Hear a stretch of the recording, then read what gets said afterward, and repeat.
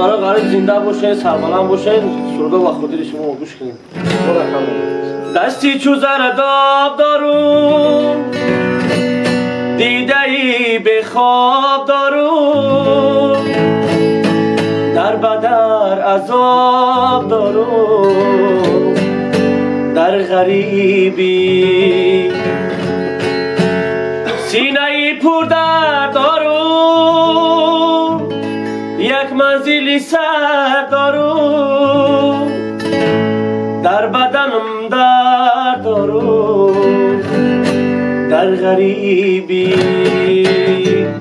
آچه جان یاد کردم خانه و حولی بودرد، آچه جان یاد کردم ما کودکایی کوچرد، آچه جان یاد کردم خانه و حولی بودرد، آچه جان یاد کردم ما کودکایی کوچرد، آچه جان بس دیگر این غریبی و دردی خود نمی آبن طبیبی.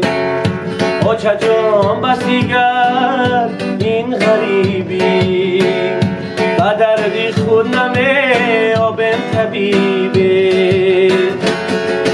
آها چه جان دردی غریبی زهره، این ملکی غریب برای ما دردی سره. آها چه جان دردی غریبی زهره، این ملکی غریب برای ما دردی سره.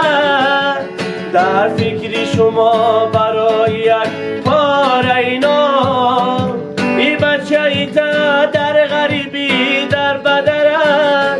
آچه جان بس دیگر این غریبی و دردی خود نمی آبن طبیبی. آچه جان بس دیگر این غریبی و دردی خود نمی آبن طبیبی. آچه آچه برویت زارم آچه، ها در ملکی غریبی ها چی خورم آچه. آچه آچه برویت زارم آچه، ها در ملکی غریبی ها چی خورم آچه. 100 سال گذرد به قدری مهرت نرسد، ها برخیز و بوی که در چی حالم آچه. ای آچه ای جان غنیمتی هر لحظه، ای غم ها تدرم کردم برزم برزم.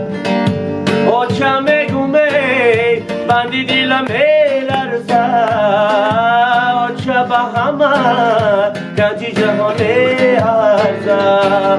آچه آچه بروی زارم آچه، ها در ملکی غریبی ها چی خورم آچه. 100 سال گذرد به قدری مهرت نرسد، ها برخیز و بوی که در چی حالم آچه.